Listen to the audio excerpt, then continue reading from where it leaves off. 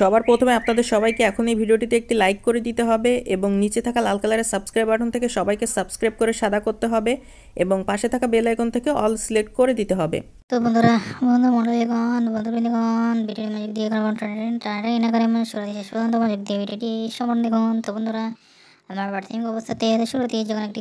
Green screen শুরু করেছে background রয়েছে সেখানে সুন্দর করে আমরা সিলেক্ট করে নিই।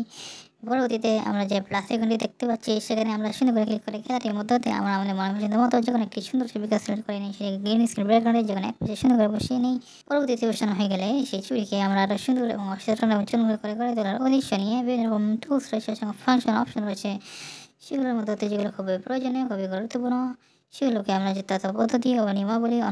অনুকরণ করার মাধ্যমে সুন্দর করে ছবিটিকে আমরা এডিটিং কাস্টমাইজেশনগুলো সুন্দর করে নিই এবং এগুলো হয়ে গেলে